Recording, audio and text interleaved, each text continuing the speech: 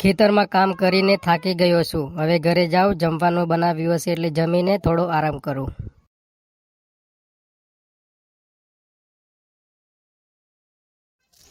તે આજે જમવાનું કેમ નહીં બનાવ્યું એમ કહેજે. હું આખો દિવસ ખેતરમાં કામ કરીને થાકી ગયો છું અને તું ઘરમાં સૂઈ રહે છે.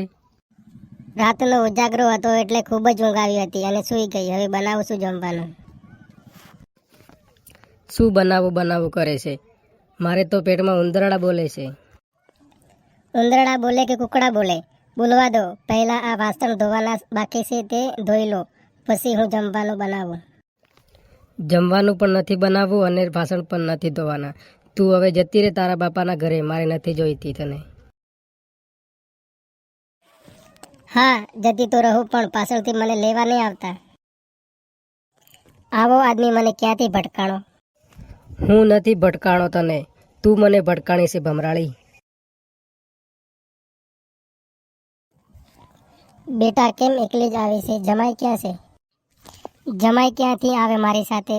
મમ્મી, મને તમારો જમાઈ વગર વાકે પણ ખૂબ જ મારે છે અને ત્રાસ આપે છે ખૂબ. જમાઈ બિચારા ખૂબ જ સારા છે અને સમજદાર છે. તે કદી વગર વાકે તો તને ન જ મારતા હોય, પણ તારી કંઈક ભૂલ હશે એટલે જ મારતા હશે. પપ્પા, તમે તો હંમેશા તમારા જમાઈના જ પક્ષમાં બોલતા હોય છો, એટલે જ તો મને મારે છે તમારો જમાઈ.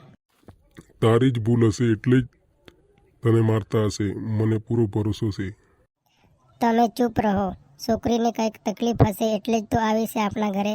તેને કંઈ શોખ હશે આવવાનો કે? હા, તો પછી તું જાણે અને તારી છોકરી જાણે. આજે તો મારે અને મારી બાયડીનો ખુલાસો જ કરી નાખવો છે. બાયડીને છૂટાછેડા આપી દેવાશે. આવો જમાઈ. સસરાજી, તમારી છોકરી તો ખૂબ જ આળસુ અને કામની ચોર છે. હું તો કંટાળી ગયો છું તમારી છોકરીથી. જમાઈ, તમને કહેવત ખબર છે ને, કૂવામાં હોય તો જ અવાડામાં આવે. કેવી રીતે?